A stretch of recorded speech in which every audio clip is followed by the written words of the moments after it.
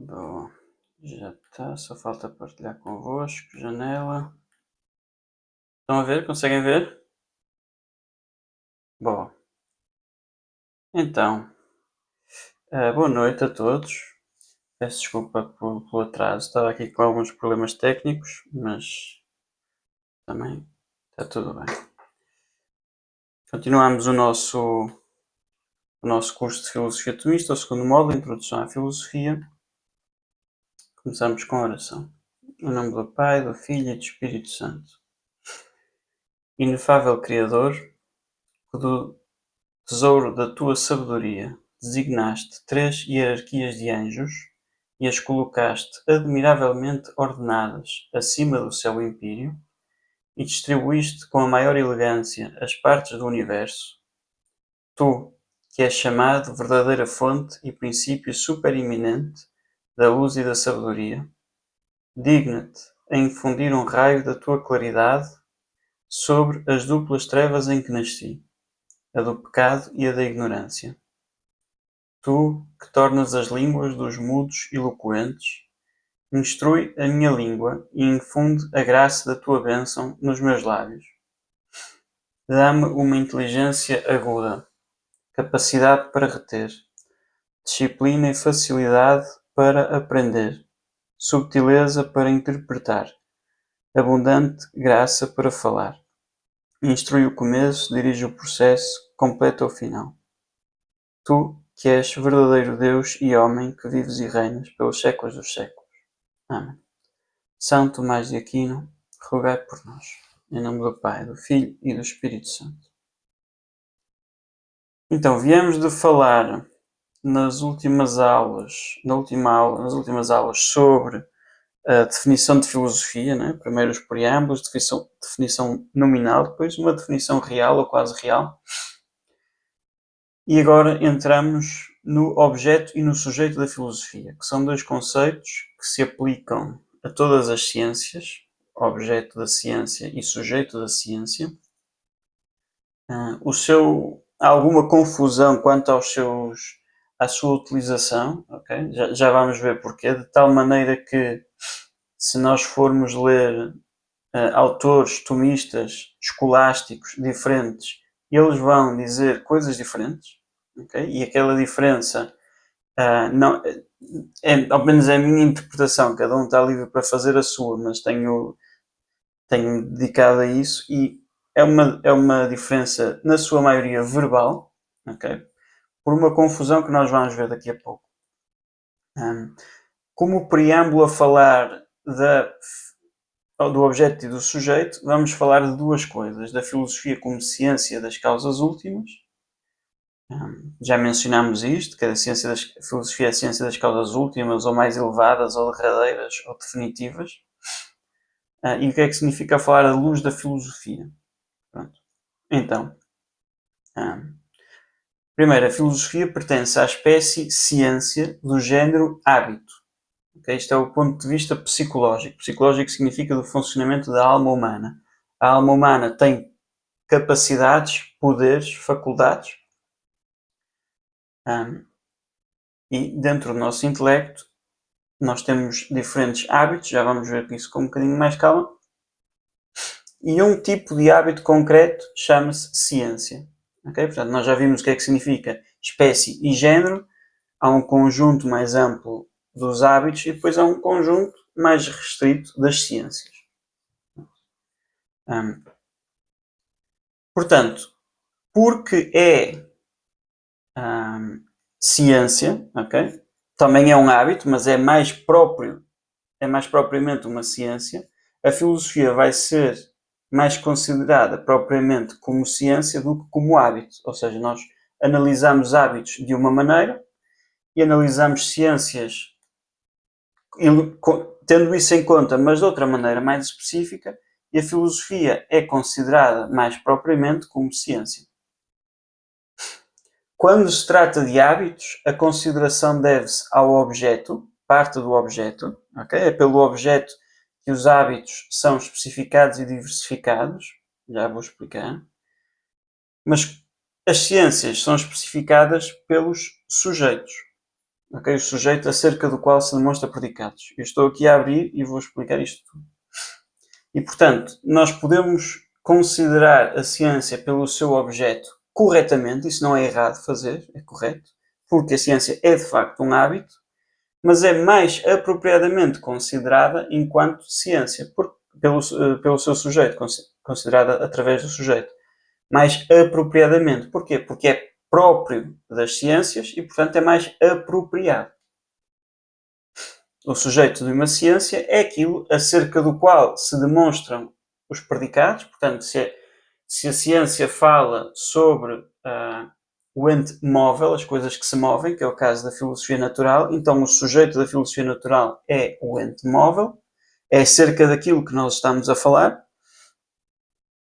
e o objeto vão ser os próprios predicados. Portanto, se eu disser que o ente móvel necessita de uma causa imóvel, que é uma das conclusões da filosofia natural, aqui o sujeito literalmente da frase é o ente móvel, e é esse o sujeito do meu conhecimento, aquilo que eu estou a conhecer, e depois precisa de uma causa imóvel, é o objeto do meu conhecimento, aquilo ao qual o meu conhecimento chega. Okay? E, portanto, hoje na aula nós vamos considerar o objeto da filosofia, portanto, vamos analisar a filosofia enquanto hábito, e depois vamos analisar o sujeito da filosofia, ou seja, vamos analisar a filosofia enquanto ciência, e nós vamos dedicar mais tempo ao hábito do que à ciência, que parece contraditório, mas vamos ver que o da ciência segue-se do hábito, portanto há muitas coisas que estão na análise da ciência que não é preciso repetir porque já estão na análise da filosofia enquanto hábito. E depois, antes de fazer essa consideração técnica, vamos considerar genericamente o que é que significa dizer que a filosofia é uma ciência das causas derradeiras e o que é que significa falar da luz da filosofia.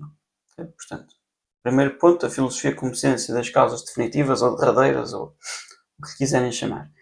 A filosofia ocupa-se das causas definitivas.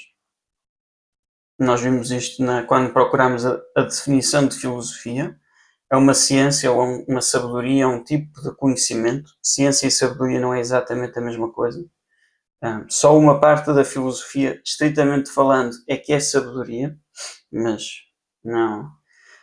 Já vamos ver que a filosofia é um conjunto de ciências, ok? Não é uma ciência, e portanto uma dessas ciências também é a sabedoria, que é a metafísica. Uma ciência das causas ou razões últimas, e portanto dá a derradeira explicação para a existência e natureza das coisas que nós experienciamos. Parte dos sentidos. Nós experienciamos, saio de casa, tenho uma experiência, vejo alguma coisa e agora preciso de procurar a derradeira explicação. Okay? Portanto, vai além do facto das coisas. Vejo, ok, há uma estrela cadente, isto é comum a todas as ciências, há uma estrela cadente, há um facto, mas agora vamos tentar explicar esse facto.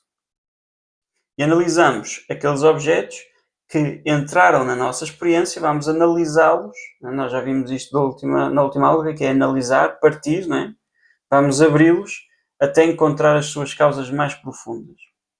E, portanto, a tarefa do filósofo é ocupar-se das causas mais profundas, das quais as coisas vêm em primeira instância e às quais se reduzem. E nesta análise, redução, reside a explicação derradeira. Ok, então, metáfora comum, que vai aparecer várias vezes na aula de hoje e aparece várias vezes nos manuais de filosofia escolástica, tal como ver, a comparação é entre o ver e a ciência, okay? A visão e a ciência. Tal como ver significa registar e conhecer a cor, filosofar é registar e conhecer estas causas. Okay? E tal como um leitor atento não se contenta com aquilo que lê com os olhos, mas tem de alcançar o sentido das coisas, lê outras coisas nas entrelinhas, okay? Assim também o filósofo não se contenta com o facto das coisas, mas procura, por debaixo desses factos, ler entre as linhas, procura as causas mais profundas. Okay. Então vamos ver isto num caso prático. Vamos imaginar, eu vou dizer um facto sensível e vou levantar perguntas que o filósofo levanta ao fazer o seu trabalho. Vamos imaginar um cão que vê e que ouve. Okay? Eu estou a passear no jardim e vi a Dona Maria a passear o Chihuahua e o Chihuahua estava a ver e estava a ouvir. Eu vi que ele reagia à visão e reagia aos sons também. Okay? Então, o que é que o filósofo faz? Analisa este facto até às razões mais radicais, que estão mais na raiz, na fonte, da visão e da audição do animal. Vai remontar estes factos, da visão e da audição, até às suas raízes mais profundas e vai examinar o que é que ver e ouvir implicam. Okay? Agora, há várias linhas de análise aqui. Okay? Quais é que são estas 4 linhas? São as 4 ordens de causalidade. E, portanto, antes de entrar num triângulo, só para explicar o que é que são estes 4 tipos de causas, um triângulo, vamos imaginar um triângulo que está desenhado no quadro. Porquê é que ele está desenhado no quadro? Qual é a causa? Explicação mais intuitiva. Porque o professor o desenhou. Esta explicação é uma explicação por via de causalidade eficiente. Causalidade eficiente é aquilo que normalmente, no século XXI, quando nós dizemos causa, é aquilo que nós estamos a pensar. Okay? É a causa que fez, que produziu, okay? Que fez com que algo passasse de não existir para existir. Não existia triângulo, passou a existir aquele triângulo. Mas também podemos dizer que a causa do triângulo estar no quadro é que há algum giz, uma quantidade de giz, que está espalhada pelo quadro. E isto é causa material. Aquele triângulo que está no quadro é feito de giz espalhado num quadro. Não diz a mesma coisa que a causa anterior, também não contradiz a causa anterior. Estão em 2 ordens diferentes de explicação, de causalidade. Terceiro, há uma figura geométrica com 3 lados rectilíneos no quadro. Isto é a causa formal. Eu não contradisse os anteriores, mais uma vez, mas estou a explicar coisas novas numa ordem diferente. Estou a dizer o que é que significa ter um triângulo no quadro. Significa ter uma figura geométrica de 3 lados retilíneos no quadro. E porquê é que está um triângulo no quadro? Porque o professor queria demonstrar uma verdade geométrica aos alunos. Okay? Isto chama-se causa final. Vejam, a causa eficiente foi o professor fez o quadro, a causa final é porque é que o professor fez o quadro. Okay? Pronto. Tudo isto são explicações válidas. Então, no exemplo do cão, voltando ao exemplo do cão, vamos considerar primeiro, para analisar o que é que significa dizer que um cão vê e ouve, procurar as causas mais profundas, o filósofo vai fazer uma série de perguntas, algumas na ordem causal, formal, outras na ordem material, outras na ordem eficiente, outras na ordem final. Né?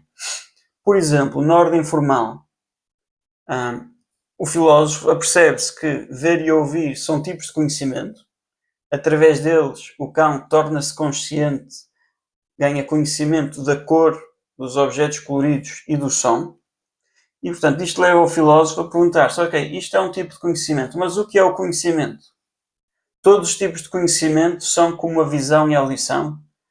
São estes tipos, a visão e a audição, são do mesmo tipo que o tato, o olfato e o paladar, os outros sentidos? Como é que se distinguem de outros tipos de conhecimento, como a imaginação e a memória? Ou como é que se distingue do entendimento? São estes níveis de conhecimento são essencialmente diferentes, né? Quando nós falamos do entendimento e quando falamos da visão e do olfato. Se são essencialmente diferentes, quais é que são estes níveis? Como é que eles se distinguem uns dos outros? Mas o filósofo também vai ver que se isto é um conhecimento, o conhecimento é sempre relativo a um objeto. Qual é o objeto da visão? Qual é o objeto da audição? Ok, o objeto da visão são as coisas com cor, mas qual é que é a relação entre a cor, entre a luz e entre a ação de ver? Como precisamente é que a cor e a luz fazem com que a visão seja um tipo de ação tal como é? Como é que, agora, estas perguntas que estou a fazer quanto à visão podem-se fazer quanto ao som, não é? Como é que o som e a onda sonora fazem com que a audição tenha a natureza que tem? Qual é o objeto das outras sensações? Ok. qual é o objeto da imaginação, da memória, etc, etc, etc. Pronto.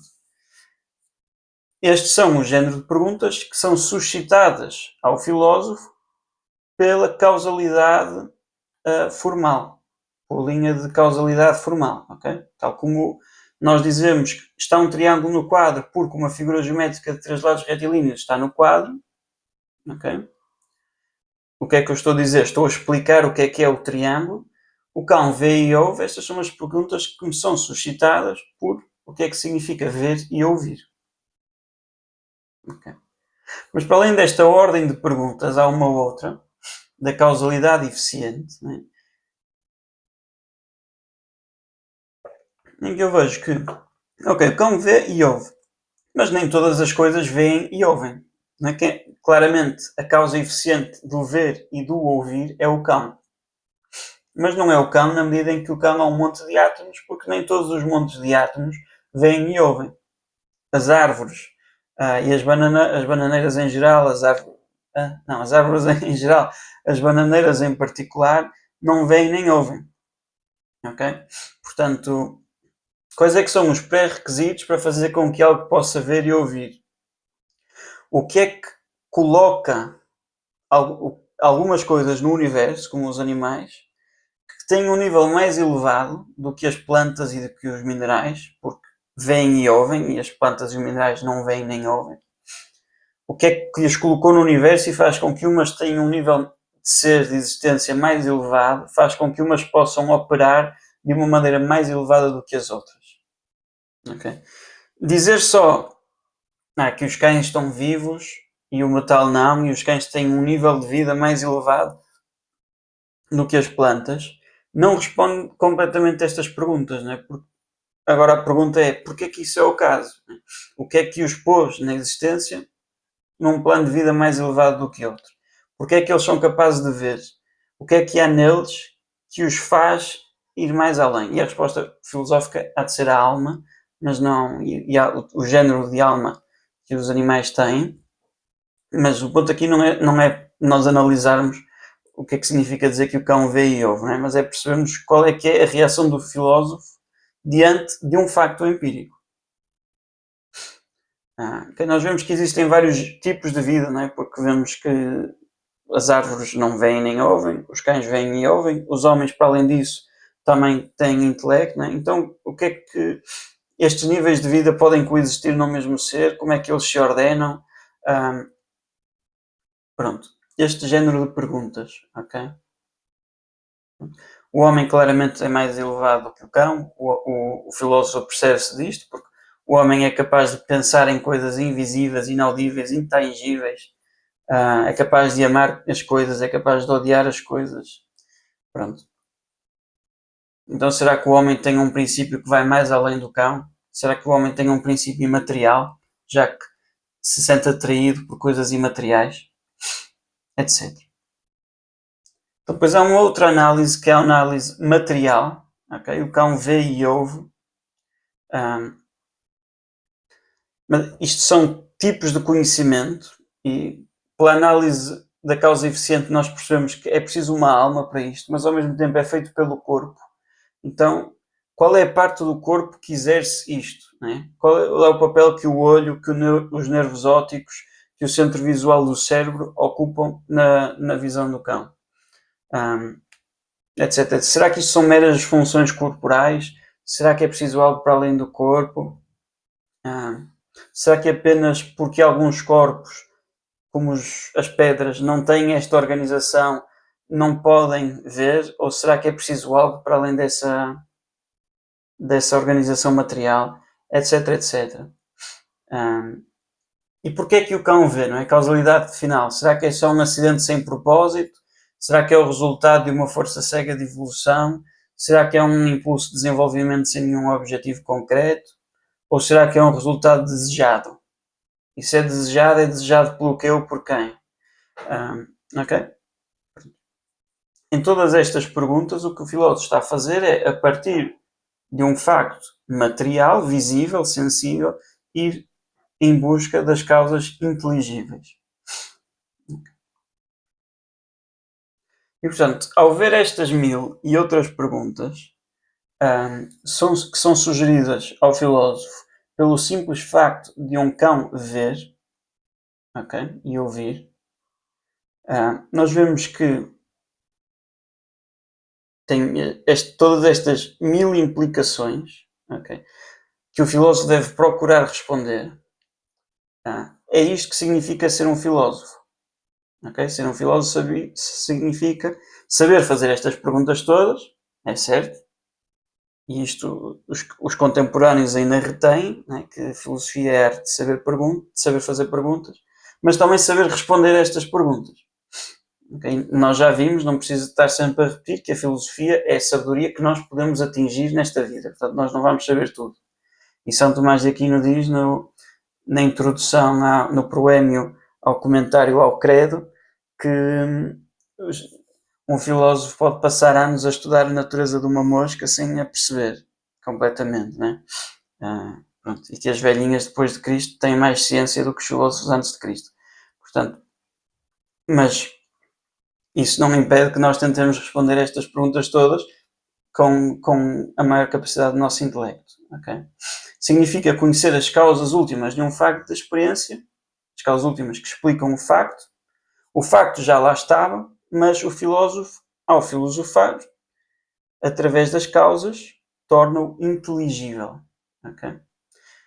E, portanto, o filósofo tem uma tarefa tremenda, okay? Tem um trabalho que, pela magnitude, até pode assustar, e a gente pode não querer fazer filosofia.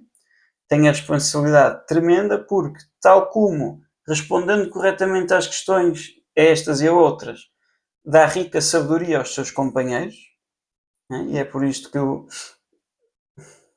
Papa Pio XI, eu acho, mas talvez seja Pio IX, sou um bocadinho disléxico, e talvez o I esteja do outro lado do X, disse ite ad tomam, é uma metáfora a ite ad Iosem, Yosef, desculpem. Porquê? Porque no Antigo Testamento, quando os judeus tinham fome, por causa dos 7 anos de escassez, foi-lhes dito, foi dito pelo faraó, ide a José, se tendes fome. Então o Papa, vendo em São Tomás de Aquino o príncipe dos filósofos, disse, ide a Tomás à procura da sabedoria verdadeira. Okay?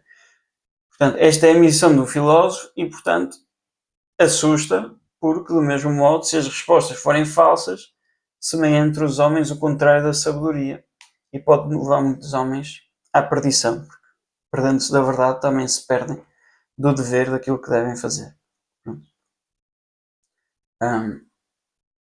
Ok. Agora, passamos ao próximo tema, que é a luz da filosofia, que é o meio que o filósofo dispõe, tem ao seu dispor, para procurar esta verdade, okay? Para procurar as causas últimas, para procurar conhecer as coisas através das suas causas.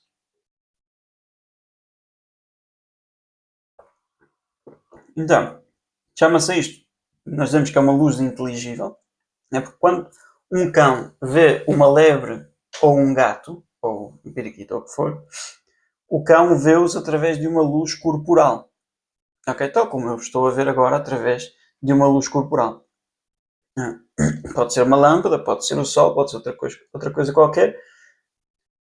Agora, digamos assim, o olho vê a cor, não é? Portanto, as coisas já eram coloridas antes de eu ligar a lâmpada. Não é? Mas o que a luz faz é tornar as coisas coloridas manifestas ou evidentes à visão corporal. Então, da mesma maneira, as coisas já são em si inteligíveis. Okay? O que esta luz vai fazer, a luz da filosofia, é tornar à mente, ao intelecto, essas coisas, essas causas evidentes. Okay? A luz do animal chama-se sensível por diversas razões. Né? Primeiro, porque é recebida por um sentido, a visão. Depois, porque torna manifestas coisas, torna-as manifestas a um dos sentidos. Okay? Não, a luz sensível não faz com que a cor seja manifestada ao meu intelecto. Né? Depois Isso há de acontecer, mas não é a luz que faz isso. A luz faz com que seja manifestado a um sentido. E isto significa que essa luz é proporcionada às coisas sentidas e ao sentido. Não é? Vem das coisas sentidas para o sentido, é recebido pelo sentido e, portanto, estabelece esta proporção. Okay. Move o sentido a apreender o que ele de facto apreende. Que no caso da visão são as cores. Ok. Da mesma maneira, o filósofo vê pela luz filosófica não a cor, não as coisas coloridas, mas as causas e as coisas enquanto causadas. Okay? Também ele vê sobre uma luz que não é sensível, diz inteligível ou intelectual, okay? E não é sensível porque não é recebida por um sentido, é recebida pelo intelecto, okay? Não é sentida, é entendida ou inteligida. Eu vou usar um bocadinho destas palavras estranhas, ok? Porque elas existem em latim e vêm todas umas das outras e ajudam-nos a perceber a ligação entre as coisas. Okay. Okay. Enquanto a luz sensível era recebida por um sentido, a luz inteligível é recebida pelo intelecto. A outra manifestava coisas sensíveis a um sentido, estas mostra coisas inteligíveis, okay? Mostra as causas e as coisas enquanto causadas, e não as manifesta a um sentido, para que possam ser sentidas, mas ao intelecto. Okay? São tudo variações à volta da mesma coisa. É uma luz que se dirige, não é? Que é proporcionada, não ao sentido, mas ao intelecto, okay? Ao que é entendido. Chama-se luz inteligível, significa entendível ou intelectual. Então, a luz sensível tinha lâmpadas, ou o sol. Okay? A luz inteligível também tem lâmpadas, também tem fontes de luz. Okay? Esta luz inteligível, pela qual o filósofo vê as causas e as coisas enquanto causadas, e isto é importante, ok? Não, eu repito a lenga-lenga, as causas e as coisas enquanto causadas, porque o que o filósofo está a ver são as causas, são as coisas, é isso que eu estou a conhecer. Agora, conheço as coisas através das causas. Okay? Portanto, a ciência não é o conhecimento das causas, é o conhecimento da coisa através das causas. Esta luz precede de certas fontes, às quais, metaforicamente, nós chamamos as lâmpadas da filosofia. Chamamos, se quisermos chamar, ok? Depois da aula de hoje, eu não espero voltar a usar esta expressão muitas vezes. Então, mas quais é que são as lâmpadas pela qual a luz se irradia? Essas chamam-se os princípios da razão. E agora vamos tentar entender o que é que significam princípios da razão e como é que eles são para o filósofo, metaforicamente, mais do que analogamente, o que o sol e as lâmpadas são para a visão do cão. Okay? Vamos dar agora a volta disto, o que é que são os princípios da razão. E a primeira coisa que temos de perceber é que os princípios da razão são leis do pensamento, okay? Mas são leis das coisas, da realidade. Ao falarmos de princípios da razão, estamos a falar das leis basilares que estão na base da realidade e que depois são entendidas pela nossa mente e que, consequentemente, realizam a função já não de leis basilares da realidade, mas de leis basilares do nosso pensamento. Ok. Então, todo o real, toda a coisa que existe na realidade fora da nossa mente, está ligado a certas leis cuja observância ou realização é a condição de que sejam reais. Claro que agora vamos fazer um exercício que é claramente fictício, porque vamos dizer que isto para existir, se isto quiser existir, tem que seguir esta lei, que é claramente um exercício fictício. A coisa, antes de existir, não dá assentimento nenhum a lei nenhuma. Okay? Mas, por exemplo, para uma árvore existir, põe-se a condição de que, ao mesmo tempo, não seja não existente. Okay? Isto é uma lei da realidade, não é uma lei da minha cabecinha.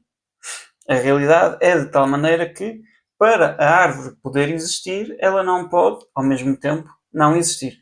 Claro que pode, passado 10 anos, não existir. Existe hoje, daqui a 10 anos não existe. Não há problema nenhum.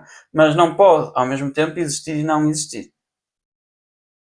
Para algo ser um todo, põe-se a condição de ser maior do que as partes.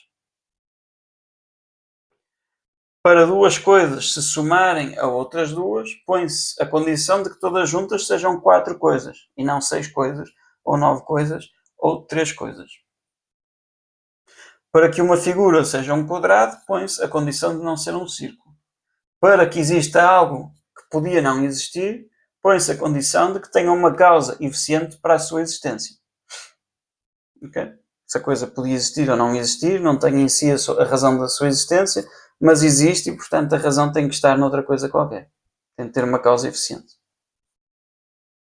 Ok. Isto são só alguns exemplos de formulações de leis da realidade, o princípio de não contradição, o princípio de tudo é maior que as partes, o princípio de causalidade, etc, etc. São suficientes para nos dar uma ideia do que é que queremos dizer com leis das coisas. E estas leis são absolutamente necessárias.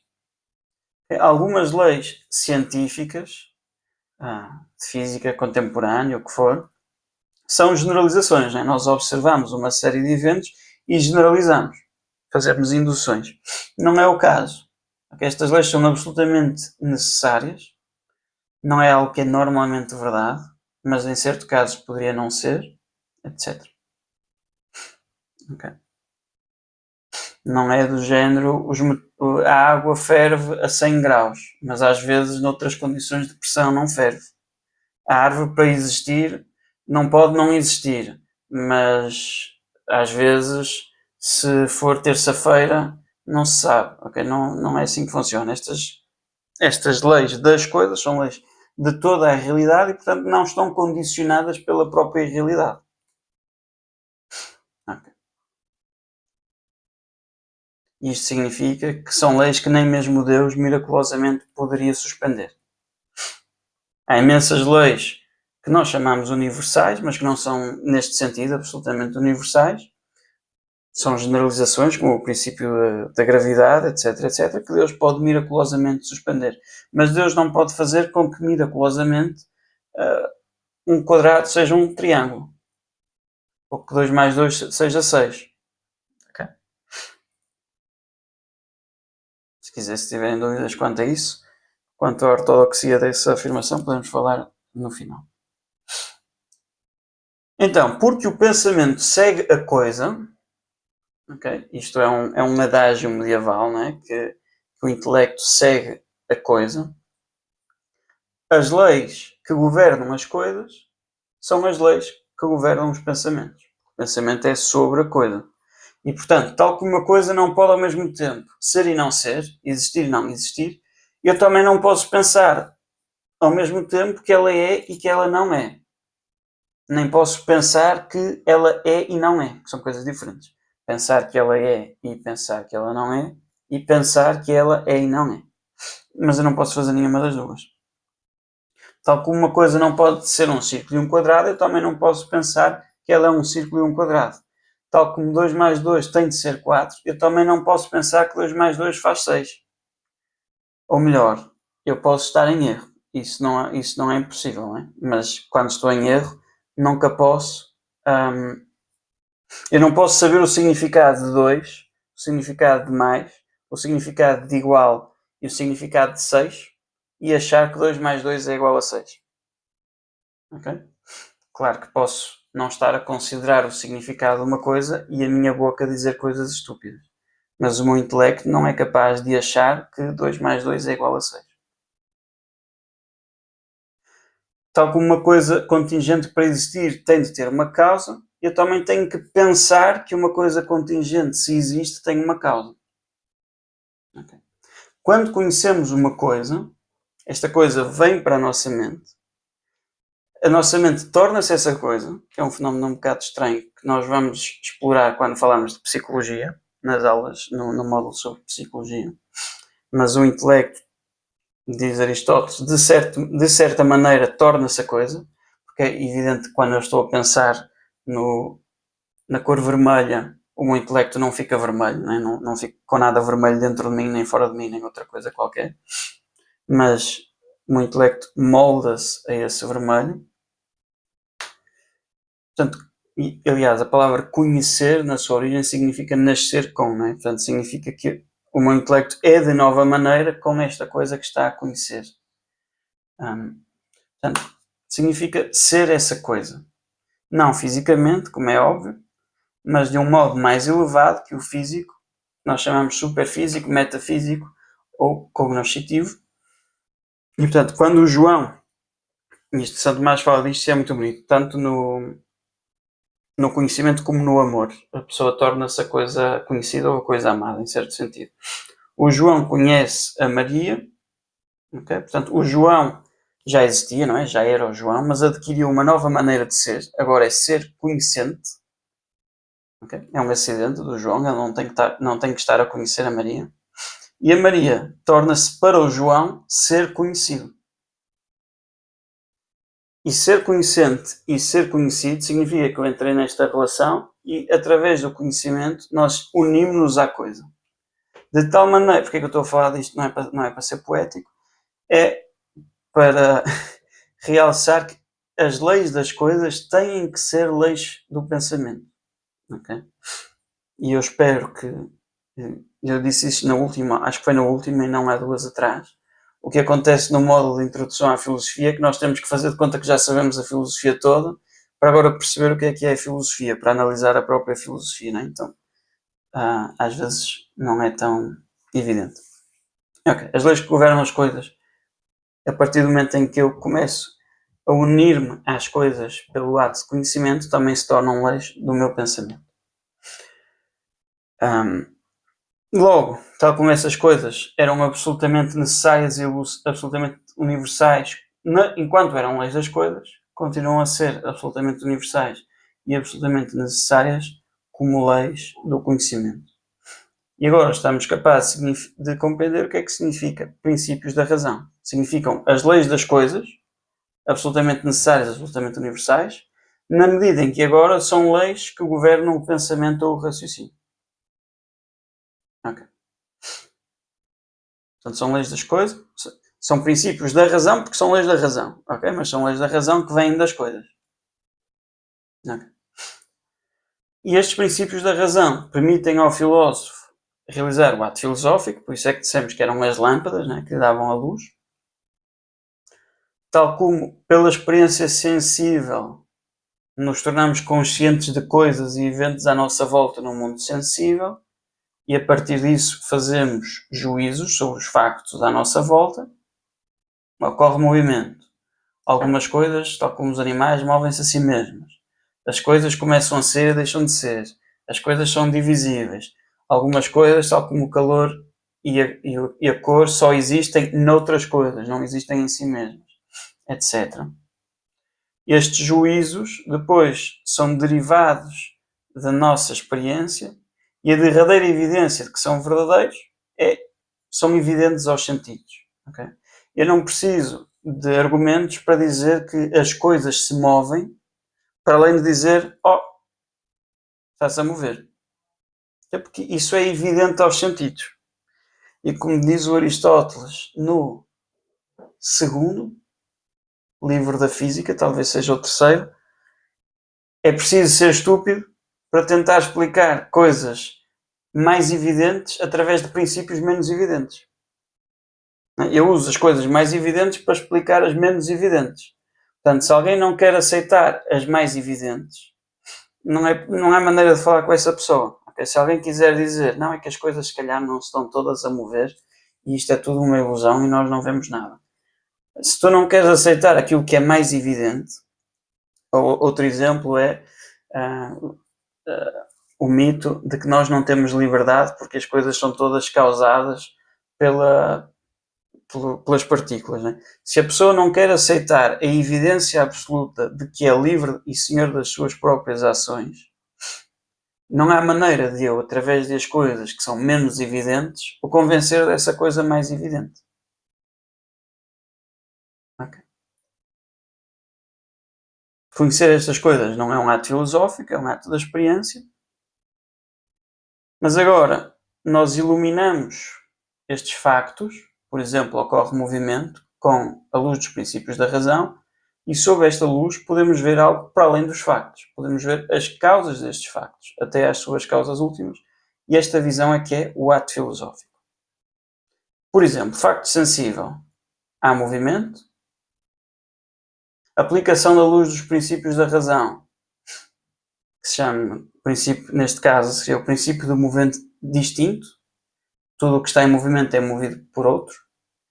E o princípio do regresso limitado. Em movimentos e movidos essencialmente subordinados não pode haver um regresso infinito. Isto significa que quando as coisas estão essencialmente subordinadas umas às outras, se eu não tenho o primeiro, não posso ter o último, porque elas estão subordinadas pela sua própria essência. Portanto, para ter o último é preciso ter o anterior, e é preciso ter o anterior, e é preciso ter o anterior. Portanto, se não houver primeiro, também não há nenhum dos outros.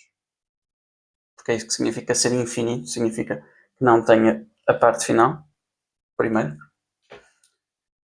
Por exemplo, se eu estiver a jogar hóquei e com o meu braço movo o taco, com o taco movo o disco, ok? E o que está a mover o braço são os meus nervos, o que está a mover os músculos, o que está a mover os músculos são os nervos, o que está a mover os nervos é as sinapses cerebrais, o que está a mover isso é a minha alma. Se eu não tivesse alma, não jogava hóquei. Okay? Se eu tivesse alma, mas por algum motivo os meus músculos não fossem capazes de reagir, eu não jogava hóquei.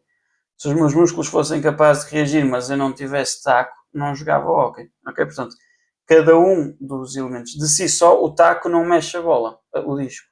Okay? Precisa dos braços. Mas de si só os braços não movem nada, porque os braços de um cadáver tem braços e não move coisa nenhuma. Okay? E por aí fora. Princípio do regresso limitado. E portanto a conclusão, a causa do facto, é que existe um primeiro movimento que é imóvel.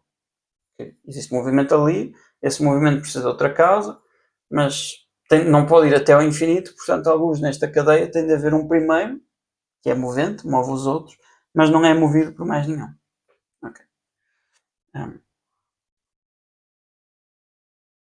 Ok. Este processo da nossa mente é que é o processo filosófico, okay, que nós estávamos a falar. É feito sobre a luz dos princípios da razão. Alguns dos princípios são absolutamente evidentes, mal nós o dizemos. Okay? Uma coisa não pode ser verdadeira e falsa ao mesmo tempo. Evidente. Alguns deles não são assim tão evidentes e requerem estudo para que nós tenhamos o hábito de ver esses princípios, que não são tão evidentes, porque são redutíveis àqueles que são mais evidentes. Okay?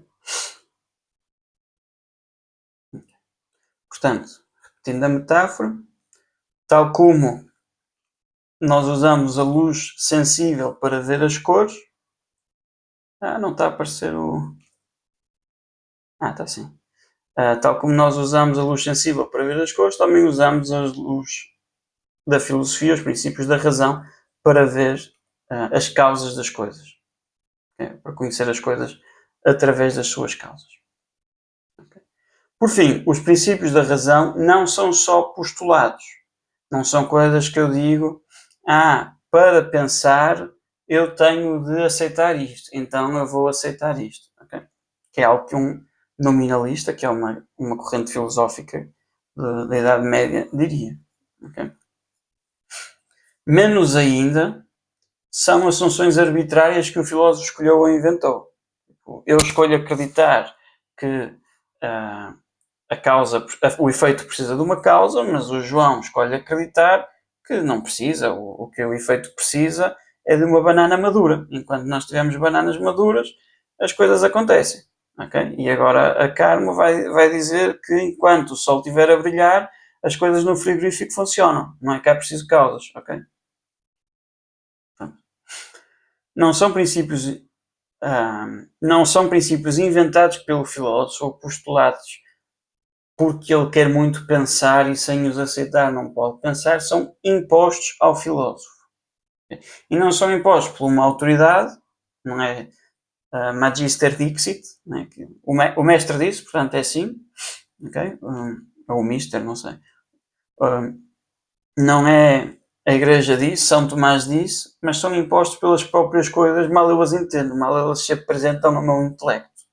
Okay? Mal este copo se apresenta ao meu intelecto, é imposto, não é? É exigido ao meu intelecto, é evidente para ele que isto não pode não existir.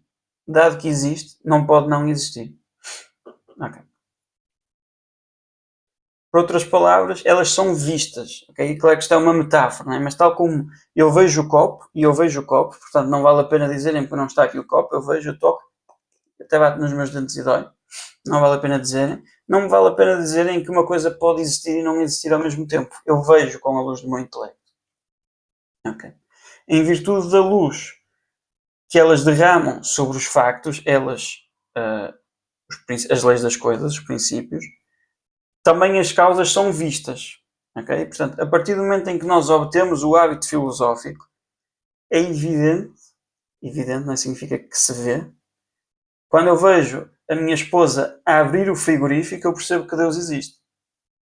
Okay? Porque o movido precisa de uma causa, não pode haver uma cadeia infinita, tem de haver uma coisa completamente imóvel que move todas as coisas. Okay?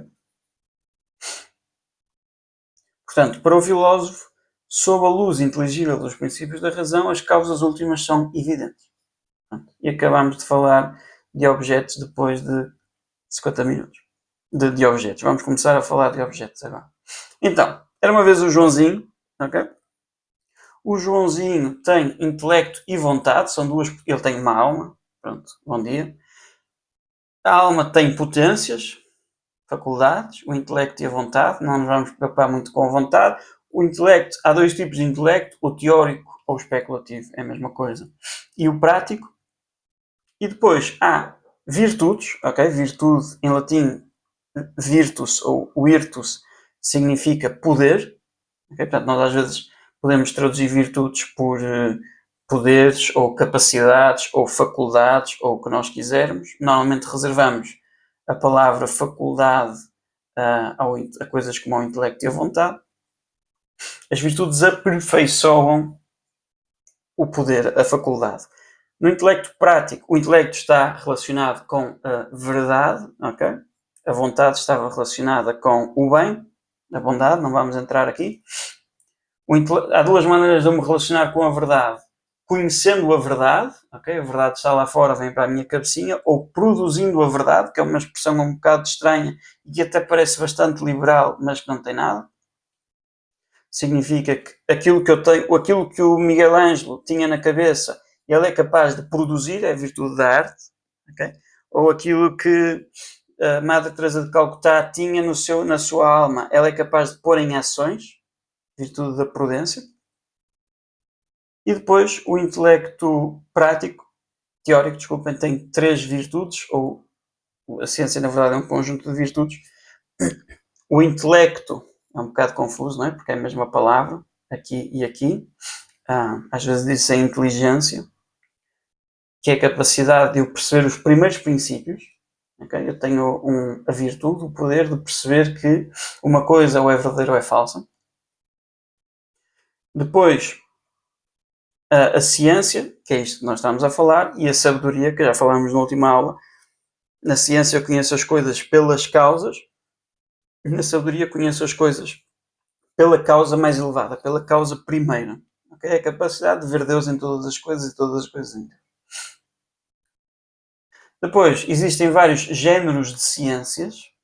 Por exemplo, a física, a física, a matemática e a metafísica são os três géneros de ciências que depois são subdivididos em espécies de ciências. Okay? E até aqui os tomistas concordam todos, é muito divertido, somos todos amigos. A partir daqui, quando começamos a falar das espécies de ciências, andamos todos à luta e andamos a chamar nomes uns aos outros.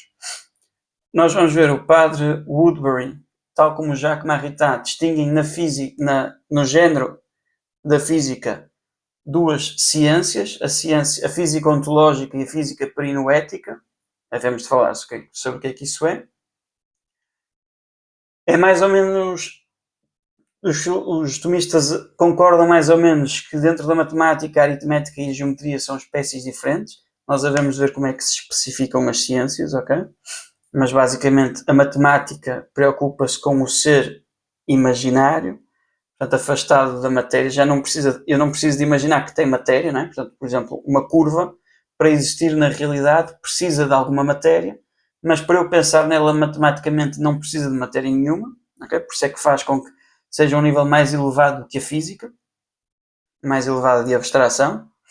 Mas depois, dentro da matemática, a geometria ainda é contínua e a aritmética é discreta e, portanto, exige um grau de abstração ainda maior, e é por causa disso que são espécies distintas, não interessa agora. Depois a metafísica também se distingue, os filósofos também não concordam exatamente nisto, mas não faz mal. Esta proposta é do padre Hugon, Eduard Hugon, que é um dominicano da primeira metade do século passado. Okay. Só para termos uma noção, quando estávamos a dizer que a filosofia é um tipo de ciência, que é um tipo de virtude, pronto, isto é um mapa um bocadinho geral. Então, está ali o Joãozinho outra vez. O João tem ciência, ok? E tem ciência como um hábito, ok? Ser um hábito significa que é uma disposição estável para fazer alguma coisa, tal como a coragem é a disposição estável para lidar bem com o medo, ok? Ou a honestidade é a disposição estável para dizer a verdade.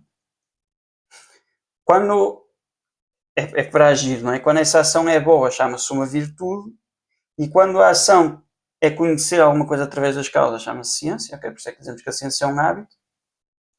Neste sentido, deixem para o vídeo ali das estrelas a moverem-se outra vez. Quando nós falamos de ciência como hábito, a palavra objeto, a palavra sujeito, subjectum em latim, é aquilo que está por debaixo. Okay? Portanto, o sujeito do hábito, o sujeito que tem o hábito, é o Joãozinho. Okay? É o cientista. E o objeto, objectum, é aquilo que está atirado contra. Portanto, o objeto do hábito, no caso da física, é o ente móvel. São os entes que se movem, okay? Na medida em que se estão a mover. Okay. E em bom rigor, o objeto do hábito é a operação que lhe corresponde, e depois o objeto da operação é que é a coisa conhecida. Pronto, mas não faz mal abreviar. Por um lado não faz mal abreviar, por outro lado isso está por trás da explicação porque é que a ciência é mais propriamente considerada pelo seu sujeito, que não é este sujeito que está aqui, porque isto é o sujeito da ciência como hábito. Eu disse que ia ser confuso. Okay? Agora, se eu considerar a ciência como uma operação... perdeu as figurinhas geométricas, desculpem. Tinha umas figurinhas geométricas. Não faz mal. Isto. Então, todo o móvel, não é o móvel da casa, todas as coisas que se podem mover enquanto tal são imperfeitas, né? Porque significa que podem adquirir uma coisa que não tinham. Depois, a luz da filosofia vai-nos dizer que todo o imperfeito requer uma causa da sua perfeição. Não vou explicar isto agora, mas devemos ver isso na metafísica. E daí eu concluo pelas causas que todo móvel requer a existência de um móvel imóvel, de um motor imóvel. Desculpa, imóvel era complicado. Uma coisa para ser móvel é imperfeita, para ser uma coisa imperfeita precisa de uma causa, e portanto todo móvel precisa de uma causa que não é móvel. Pronto. Porque se fosse móvel não explicava coisa nenhuma. E portanto, o sujeito do meu conhecimento, agora vou esquecer o hábito, o sujeito do meu conhecimento é todo o móvel, todo o ente que é capaz de sofrer movimento. E o que é o objeto do meu conhecimento? São as coisas que eu sei sobre o ente móvel. Okay? Por isso é que a ciência, enquanto hábito, o seu objeto é o ente móvel.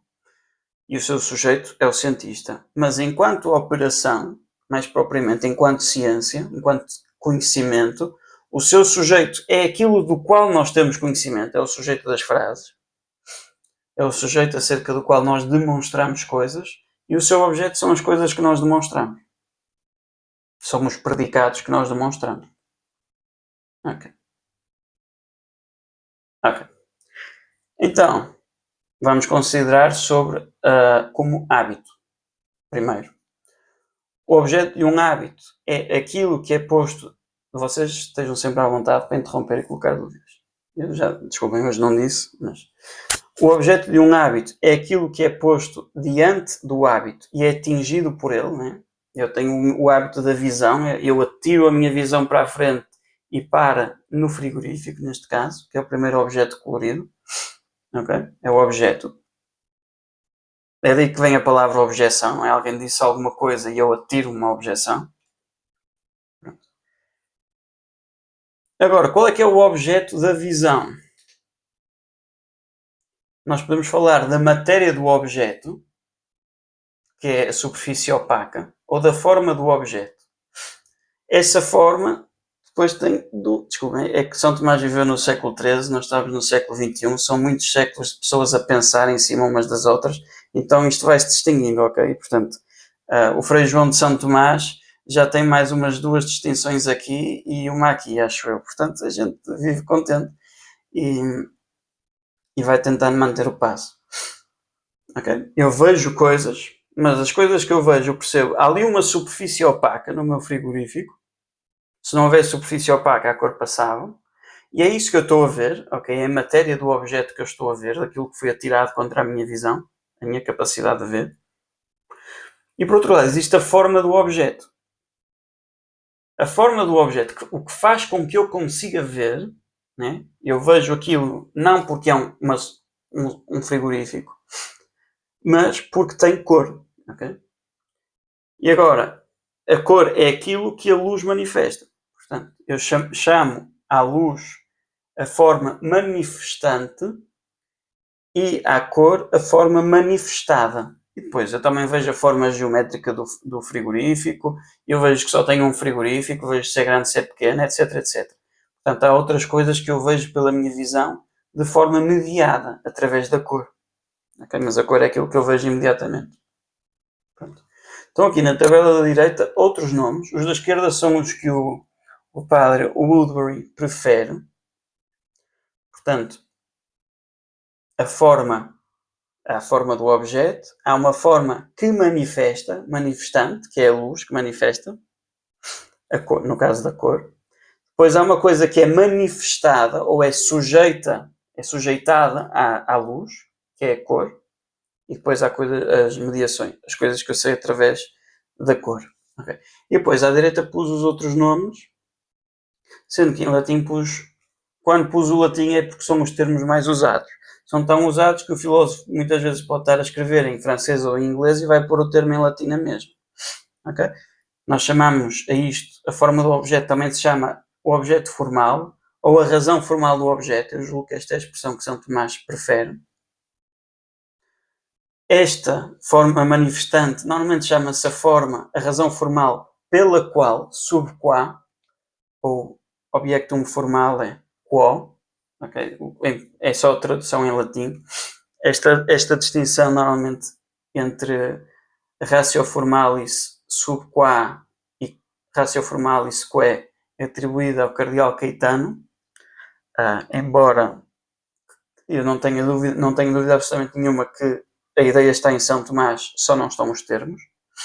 Isso está claro na primeira questão da Suma. Também chamamos a isto o motivo, porque é aquilo que move o conhecimento ou a luz. Okay? Ou seja, mesmo na ciência nós chamamos de luz, é uma metáfora, obviamente.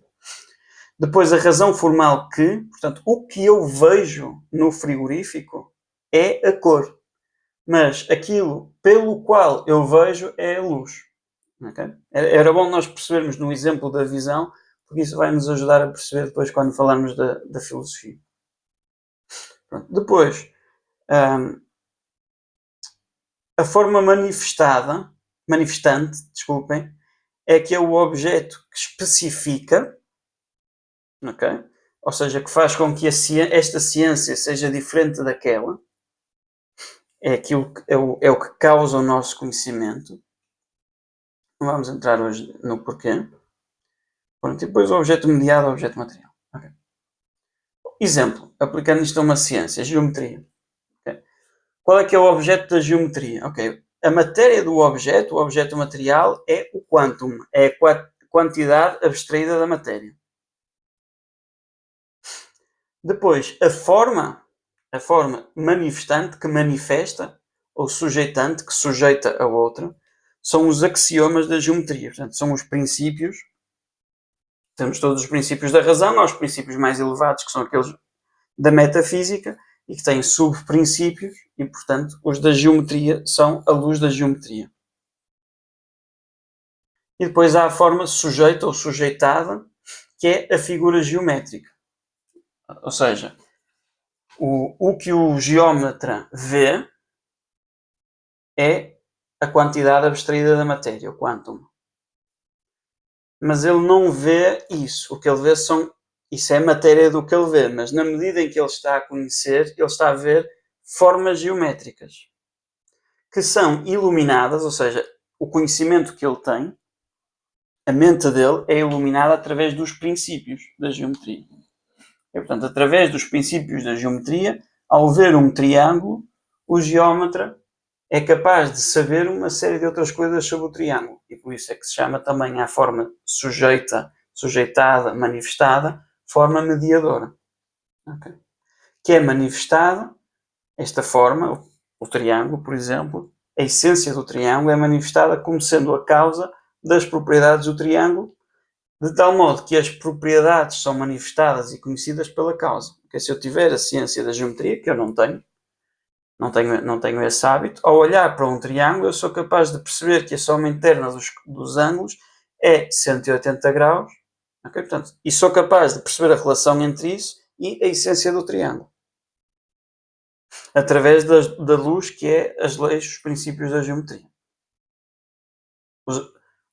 Quando eu digo leis ou princípios, desculpem, são os axiomas, portanto, aqueles que a geometria pressupõe, e não as leis da geometria no sentido das leis que a geometria demonstra.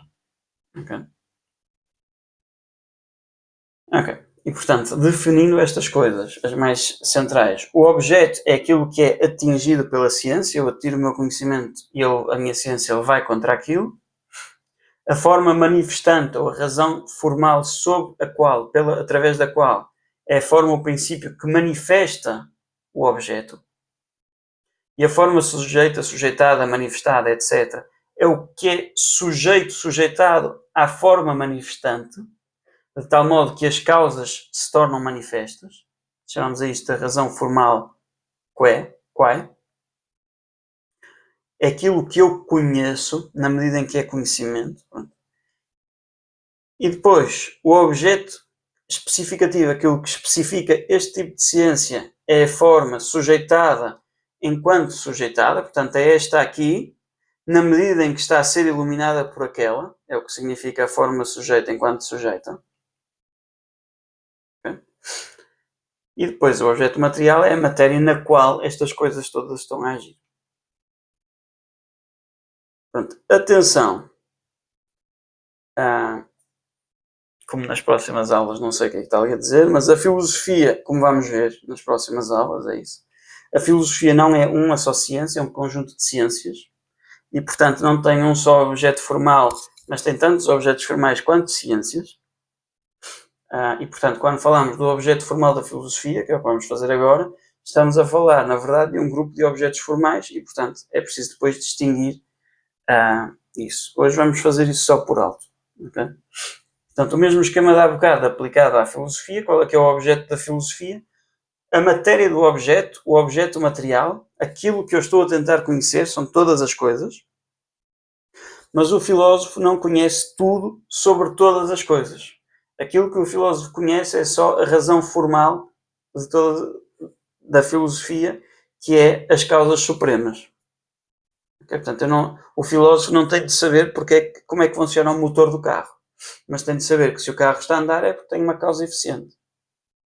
Portanto, o filósofo tem conhecimento sobre todas as coisas, mas não sabe tudo sobre todas as coisas. Okay? Portanto, o objeto material é todas as coisas, mas o objeto formal são as causas mais elevadas. Como é que o filósofo fica a conhecer estas causas mais elevadas? A razão formal qual é? A forma sujeita ou mediadora. Através da razão formal sub qua, da razão formal que manifesta ou que sujeita, manifestante, sujeitante, que são a luz natural dos princípios da razão, vamos pôr entre parênteses segundo a abstractibilidade do objeto hoje, ok? Depois podem pôr dúvidas ou podemos falar disso. E estas duas juntas, a forma do objeto é que especifica a ciência. Okay. Depois, a razão formal qual é da filosofia, das várias ciências filosóficas, são estas, são os títulos, ok? Portanto, é isto que a lógica está a conhecer. A lógica estuda todas as coisas, mas só sabe isto sobre as coisas. Só conhece o ente mental de segunda intenção. A física conhece o ente móvel. A metafísica, o ente enquanto é ente. Portanto, o que é que significa existir. A ética, os atos humanos na medida em que são morais. E a poética, vem de poesis, em latim, que significa produzir. Okay? Os atos humanos enquanto produtivos, enquanto produzem alguma coisa. O que é o sujeito da filosofia? Então, nós vimos isto há bocado. Okay? E agora, o sujeito da filosofia, enquanto ciência, o sujeito, que é o ente móvel, no exemplo, que é o caso da física, é exatamente o mesmo que o objeto, enquanto hábito. Portanto, o que é sujeito da filosofia enquanto ciência, que é a coisa pela qual se considera melhor, é exatamente a mesma coisa que o objeto enquanto hábito, o objeto formal. Ok? Porquê? Porque uma vez que o hábito da ciência é especificado pelo ato de conhecimento, e o ato de conhecimento é o conhecimento de algo pelas causas, a ciência é mais propriamente considerada pelo sujeito do qual nós conhecemos essas causas. E o sujeito da ciência é aquilo acerca do qual a ciência demonstra predicados. Portanto, a geometria demonstra predicados sobre figuras, a aritmética mostra predicados sobre o número. Okay. Numa ciência perfeita, o que é que nós chamamos de uma ciência explicativa ou uma ciência propter quid, o sujeito é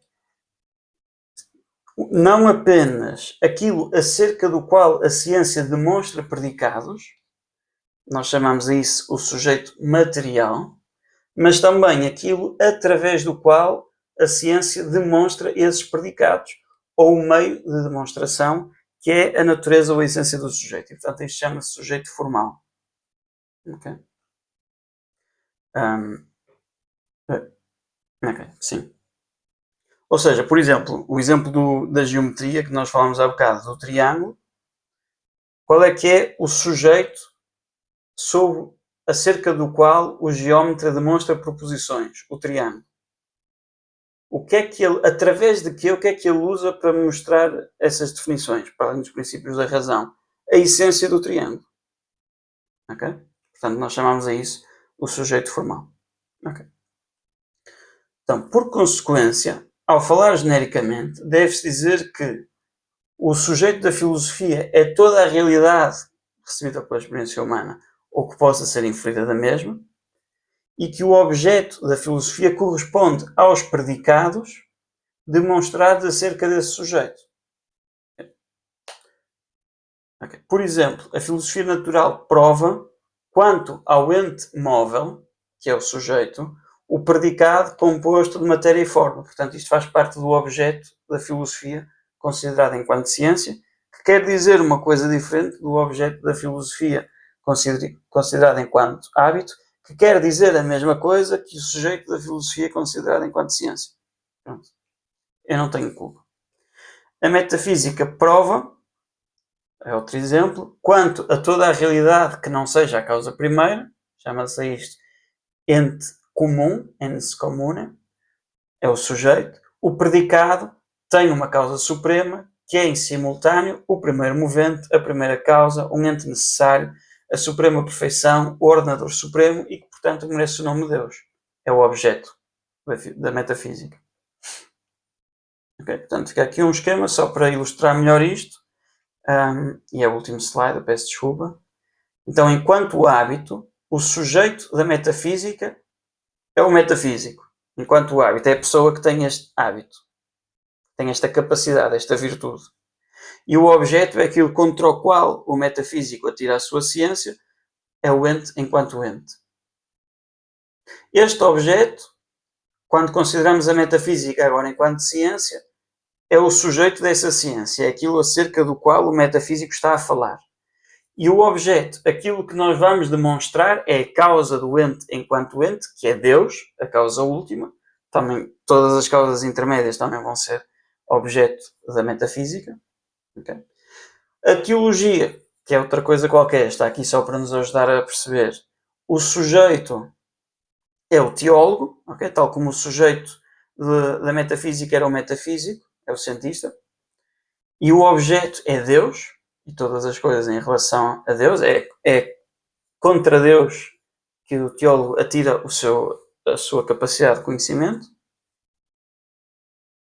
Mas agora, quando eu considero a ciência como a teologia como uma ciência, o sujeito é Deus, é cerca de Deus que o teólogo está a falar, e o seu objeto são umas coisas que ele fica a conhecer, por exemplo, Jesus Cristo é verdadeiro Deus e verdadeiro homem. Okay? De tal maneira que nós dizemos, de maneira geral, que Deus é o objeto da metafísica, mas é o sujeito da teologia. Okay? Isso é uma maneira de distinguir as duas ciências. Ambas vão falar sobre Deus, mas enquanto a teologia está a falar de Deus como sujeito, está a falar de coisas sobre Deus, o que a metafísica está a fazer é falar do ente, mas Deus é a causa do ente. Okay. Acabou. Pronto, estão aqui os materiais. Eu depois passo os slides para o grupo. Para o aprofundamento ligeiro já tinha enviado. Para o que eu usei para a preparação da aula, está lá na Drive já também, e conseguem aceder pelo link aqui do manual. E depois eu peço desculpa, de facto estão-se a acabar os meus recursos em línguas que se entendam, e portanto para um aprofundamento maior eu recomendo o curso de Filosofia Tomista do Padre Rougon ou o livro De Ipsa Filosofia do Padre Santiago Ramírez em latim. Se por acaso algum de vocês encontrar estas coisas traduzidas para alguma língua que normalmente que as pessoas entendam e que fosse mais útil por aqui, digam, que eu percebo que pode não ser assim tão útil. Portanto, recapitulando, nós falamos da filosofia como ciência das causas últimas, falamos da luz da filosofia, a luz dos princípios da razão, depois os objetos, o que é que significa ter o objeto de um hábito. Portanto, analisamos a filosofia enquanto hábito e depois a filosofia enquanto ciência. Alguns links úteis estão aqui, são os do costume, ok? E se alguém quiser fazer alguma doação, pode fazer. O curso é completamente gratuito. As doações são sempre úteis. E agora, se houver dúvidas, passamos às dúvidas. Eu vou só parar a gravação.